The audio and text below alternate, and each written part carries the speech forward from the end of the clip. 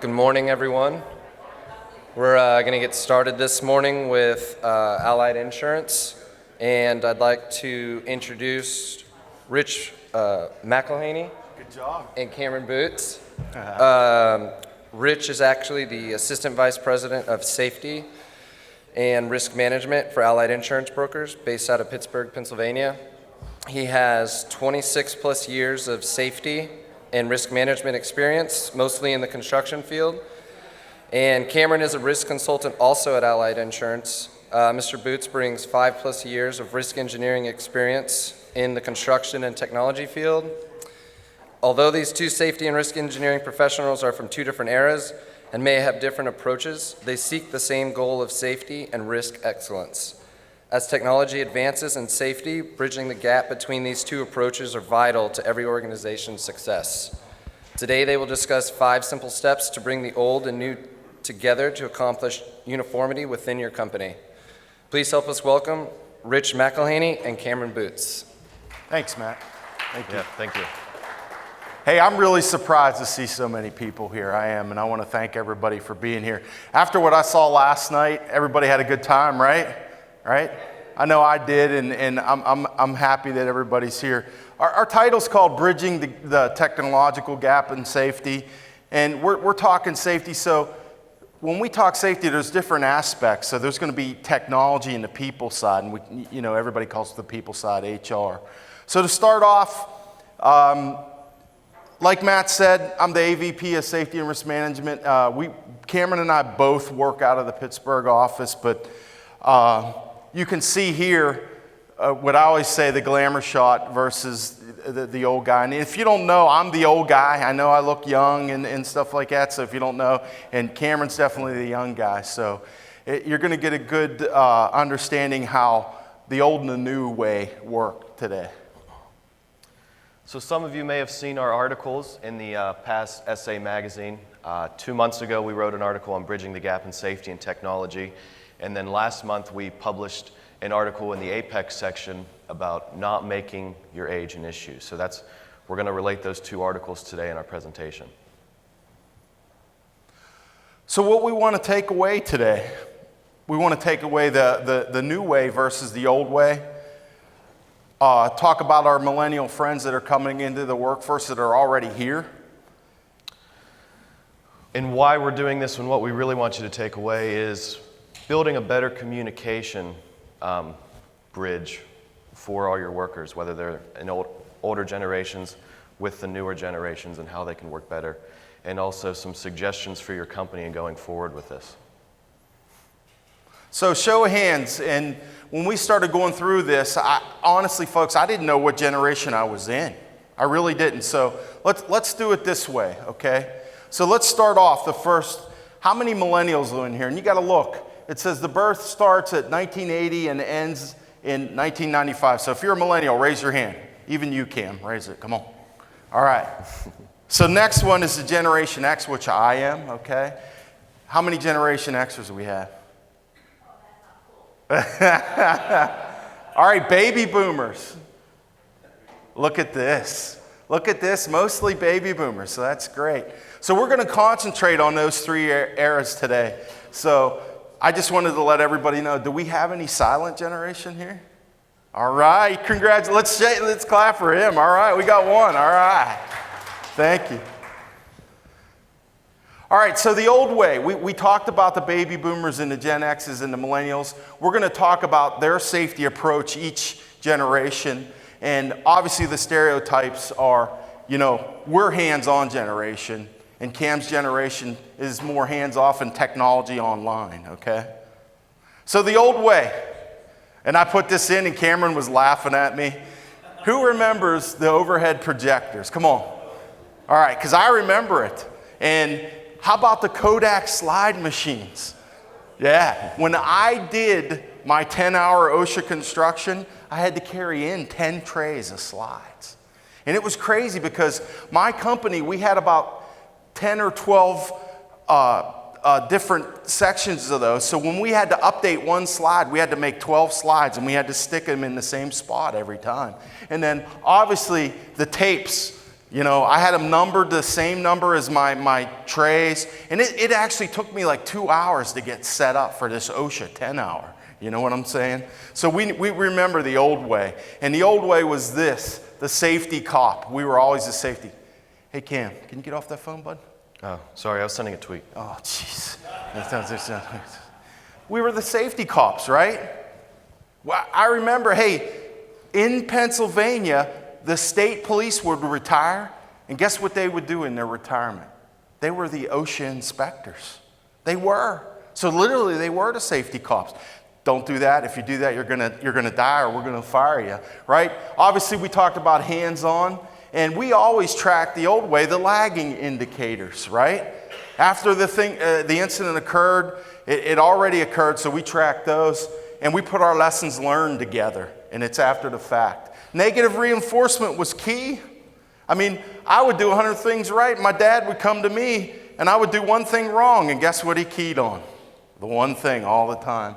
And then we've always done it this way, right? Why do we have to change? We've always done it this way. So those are the stereotypes of the old way. Remember, the safety cop, we talked about that. And the hands-on, right? We love the hands-on. We want to get out there and build the scaffold. Yesterday, we saw some great technology. We had our glasses on, and we could move our scaffold, and everything was great. But guys like me, we don't like that. We want it. And we're going to talk about a little bit of mix of that too, okay? The lagging indicators, we spoke. You know, we would track the first aids, but that was after the fact, correct? We would track our recordables, but that was after the fact.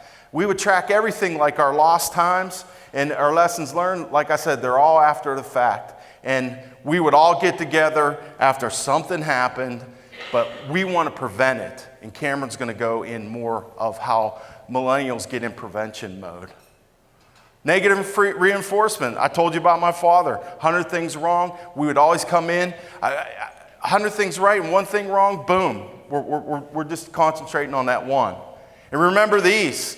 Hey, back in my day when I first started, these belts were key. We've always done it this way, but we learned, right, that, hey, we can't put our people in these anymore because when they fall, they almost break in half. And then when they hang there a while, so we learned that we got to upgrade to the old way is not always the right way. All right, so now Rich just went over the old way. Let's touch some key points of the new way. The first point, taking the easy way out. The second, we're more technology-based. We focus more on leading indicators rather than lagging indicators. With the leading indicators, we're a little bit more analytical with trending analysis and dashboards. Unlike negative reinforcement, we focus more on positive reinforcement. And altogether, the newer way is a little bit more open-minded. So getting to taking the easy way out. This can be good or bad. It's bad if the result isn't what we're looking for. It could be deemed lazy. But if the result was what we were looking for and it's the easier way, it's because we found a more efficient way to solve a solution. Technology-based. We saw a prime example yesterday with the presentation with Ali and Sean, the mixed reality headset. So we rely on technology. We focus on technology a lot, and that was pretty cool. I can't wait to get a headset like that. So leading indicators. What we mean by leading indicators is everything leading up to an incident is what we want to focus on. So the prime example, near-miss reporting. Now, what near-miss reporting is, something does happen, like a wrench falls off a piece of scaffold and hits the ground, but nobody gets hurt and nobody gets injured. So we want that reported so we can prevent, if that falls again and hits somebody, we can prevent incidents. So the ultimate goal here on focusing with leading indicators is minimizing and reducing accidents itself before it happens by focusing before the fact.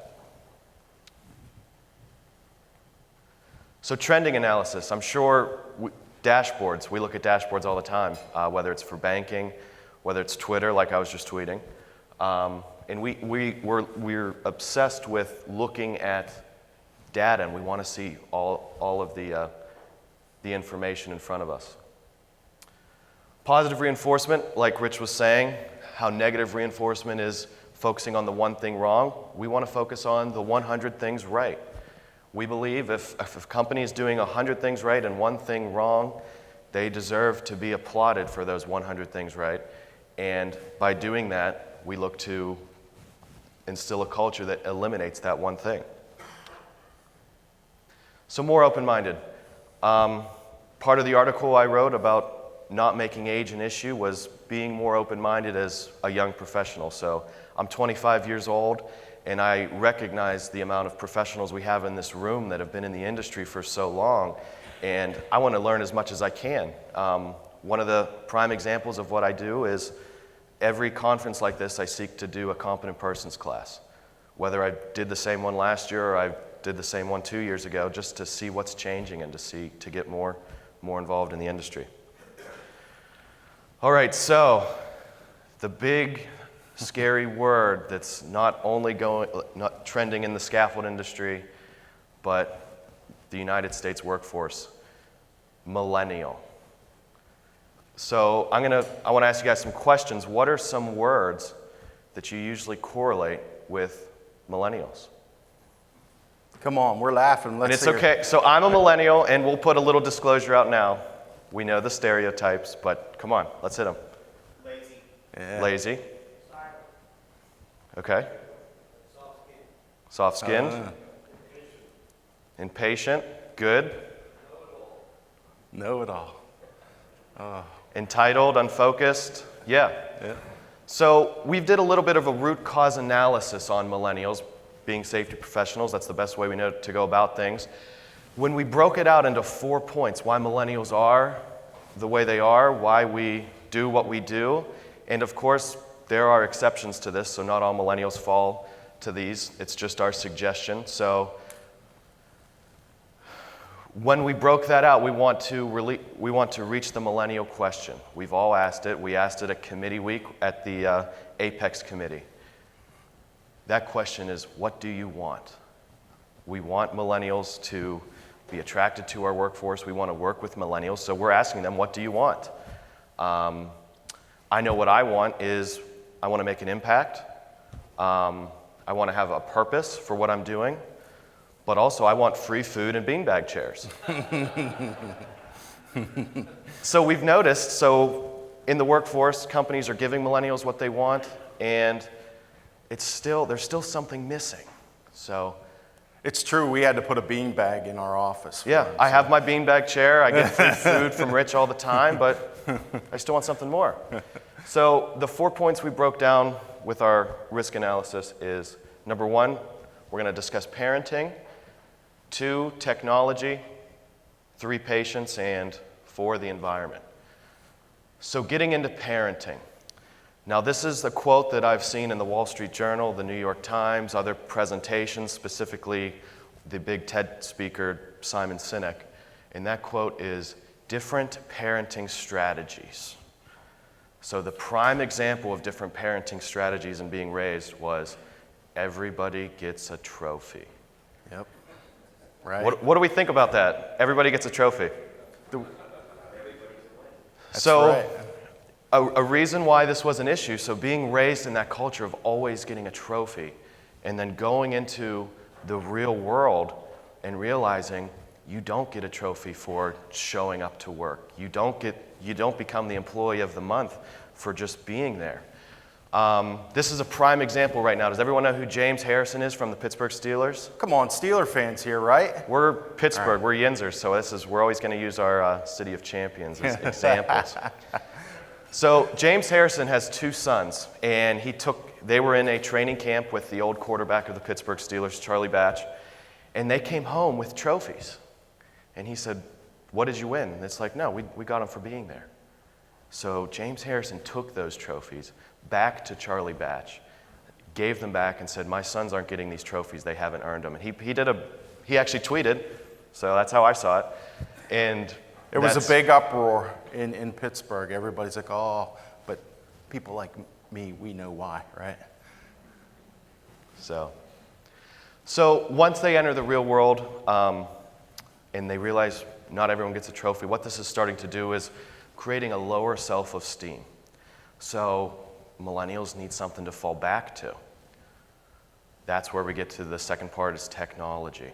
How many people right now have their cell phones on the table? Cell phones, it's the number one, it's like the biggest piece of technology right now.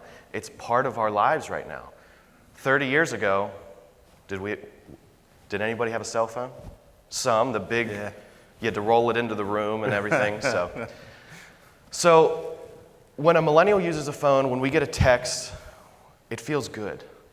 When we check Twitter to see how many likes we got on a photo, it feels good. So what that is doing is it's releasing dopamine. Just like smoking, just like gambling, just like drinking, it feels good when we do it. But when we think about smoking, gambling, and drinking, those all have age restrictions. Where when you think, I see kids that are 3 years old with cell phones. So it's a different upbringing, and their adolescence is different than the Gen X and the baby boomers. So it's becoming more addicting, and it's making it difficult for the adolescent stage of millennials. We're going to define adolescence here as the transition between wanting the approval of your parents to the approval of your peers. So with the technology, when we feel like we don't get the approval, we fall back to it instead of falling back to an actual person to build a relationship with. So that was one of the topics we discussed. The communication side and the relationship building of a millennial isn't up to par because of falling back to technology. So don't get me wrong, technology is key. Technology is what's going to strive us through, make us better, but as everything needs a balance. Too much of something can be bad. So our third point of our risk analysis with millennials is patience. We mentioned that. I think we can all agree with that. So millennials grew up in an instant world. If we want to buy something, we get on Amazon, we buy it. We want to watch a movie, we don't even check movie times anymore. We get on Netflix and we watch a movie. We want to watch TV, we don't have to wait week by week. We get on Netflix and we binge. So with being impatient, growing up in an instant world, we want to instantly make an impact. So I have a friend, he's 23 years old, he works for a construction company back in Pittsburgh. I was talking to him and I said, hey, how's everything going? And he said, you know, Cameron, I'm thinking about quitting. And I said, why? He's like, I'm not making an impact. And I said, making an impact? You've been there for 6 months. So has anybody experienced that? Has noticed that? Like, right then, it's like, okay, we're here. So by making an impact, we want to be at that means we want to be at the summit of that mountain initially, but we don't realize we have to climb the mountain to get there. Now, whether we have our snow boots on and we're treading up the mountain or we're going by helicopter, some get there faster than others, we have to realize the skills in climbing the mountain is what keeps us from falling off the summit. So our last and final point, environment. So growing up in a technology world, relying on technology, we are going into the real world and our mindset is clashing with the older generations.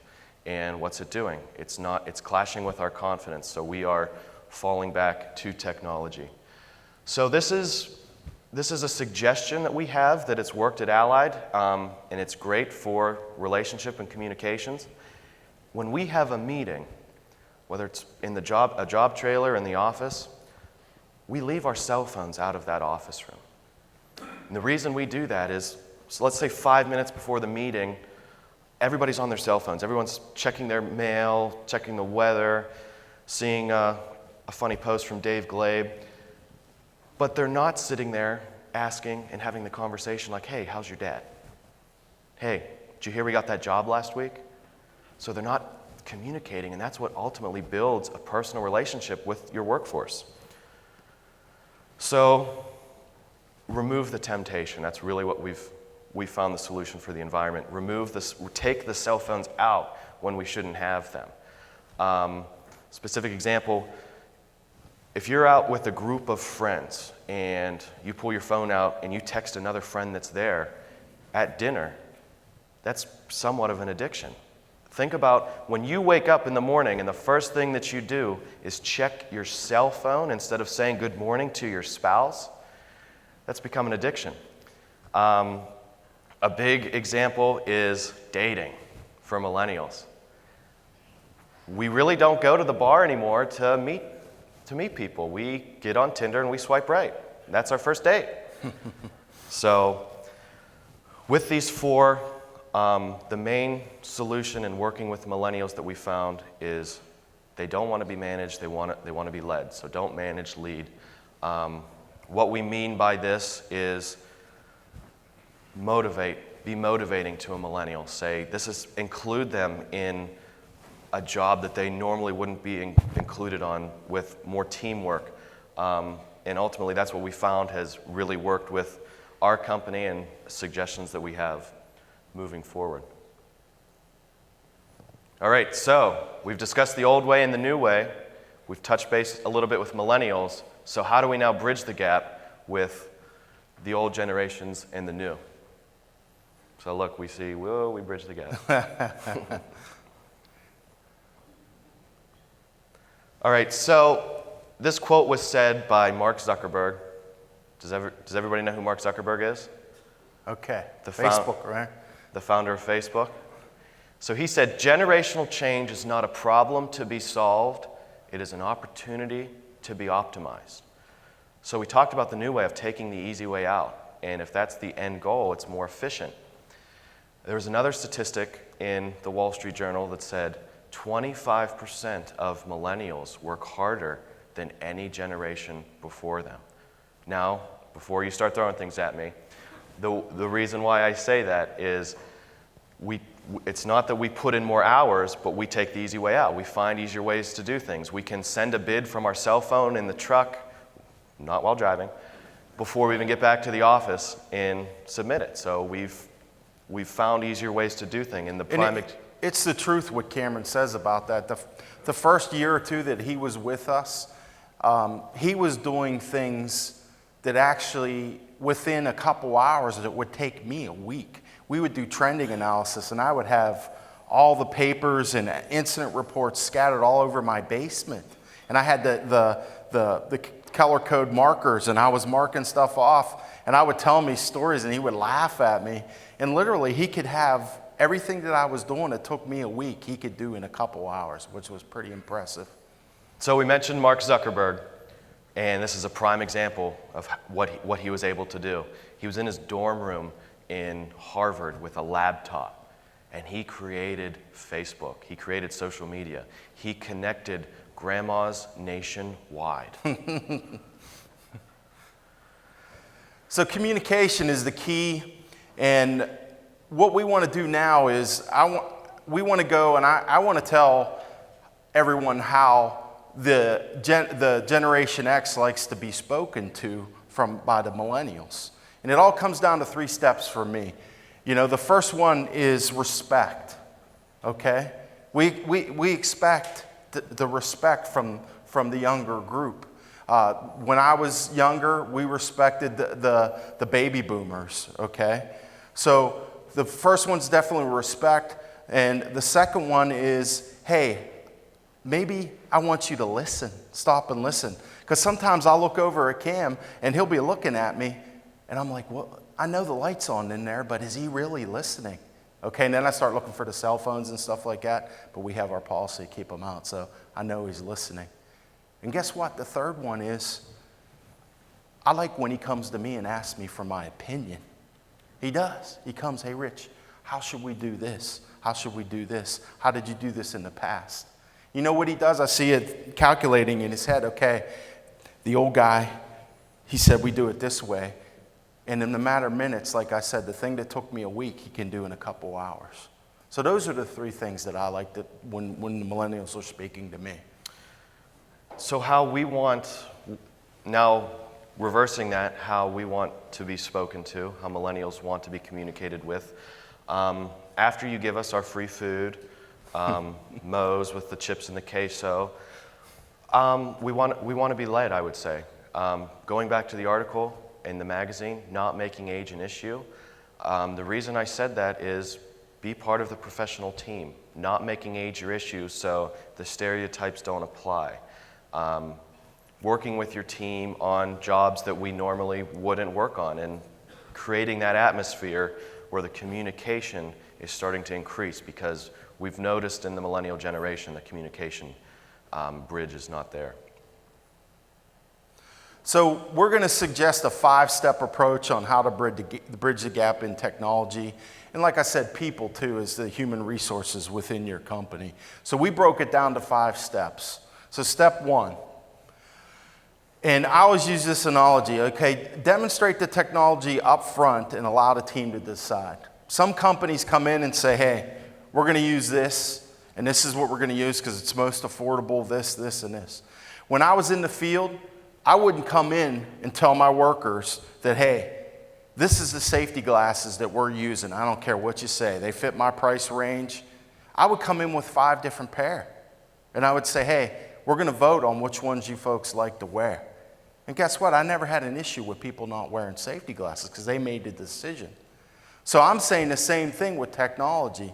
Bring 3 to 5 different technologies in a room and say, folks, you know what? This is what we're thinking about using. This is what we want.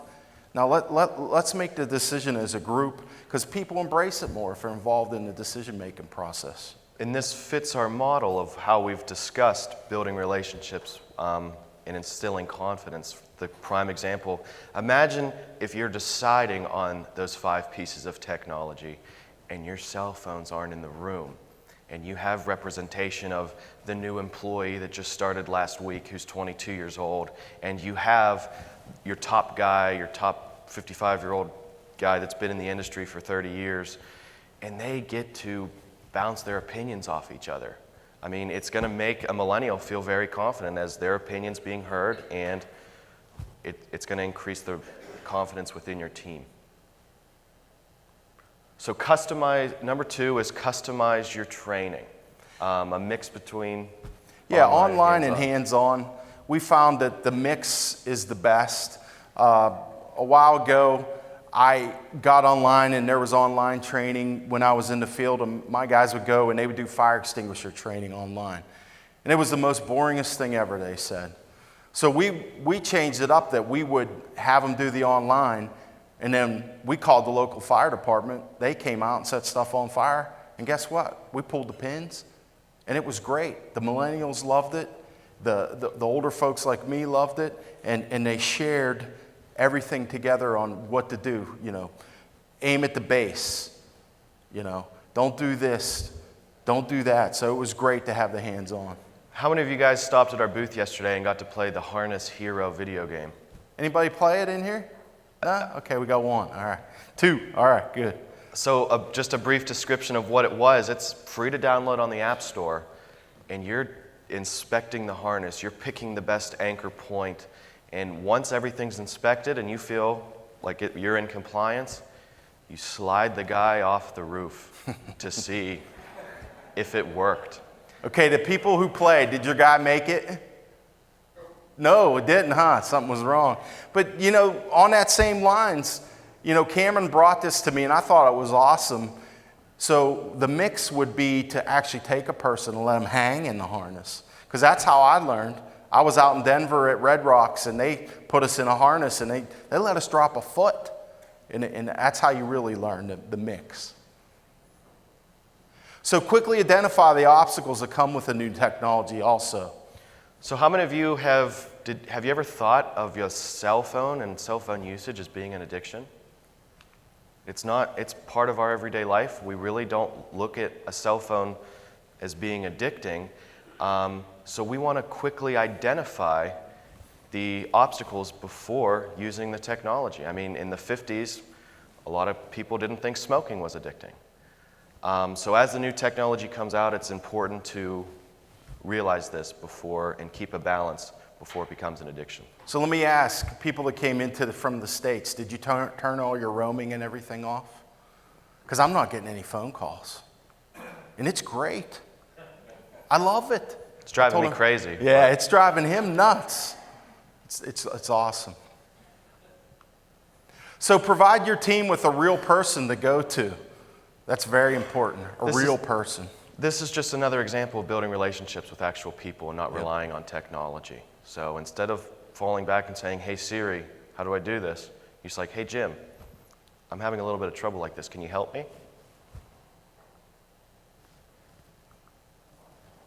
Uh-oh. Is it clicking? There we Number go. 5, there we go. Okay, once the onboarding process is complete, remove the tech. I remember when the fax machine started going out and the emails started going in. And the one guy in the office would not give up his fax machine. He would not give it up. We had to go tell HR to come up, and we said, he goes, no, I don't want to do this, do this. So we provided him with a real person, and he finally let go of the tech. So out with the old and in with the new. And by removing that, that resists the temptation. I know when I tried dieting a couple years ago, I was a little heftier, and now I slimmed down, thank goodness. But how I did that was I removed the sweets from my house, so I couldn't eat them. And I felt like dieting was a lot easier, so it's the same way with removing the old technology and using the new. So we want to conclude now. We've introduced the old versus the new way of safety in the generations. We gave our suggestions to bridging the gap. And ultimately, if we instill these 5 steps and we balance technology, we build communication, and we have stronger relationships, we're now creating a pathway now for innovation. So now your team's running at 100%, everyone's working together, and overall this builds company success. So that's all we have today. Thank you very much. Really, folks,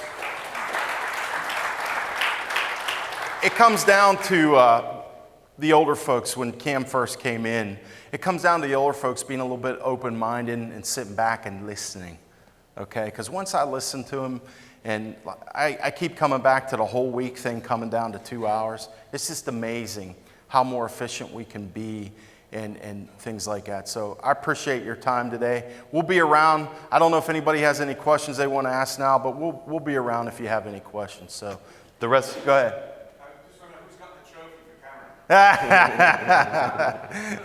camera. That's a good one. it's not quite 11:30 yet, so when the rest of the millennials roll out of bed, we'll finish this presentation. So, All right, thank folks. you guys. Thank you.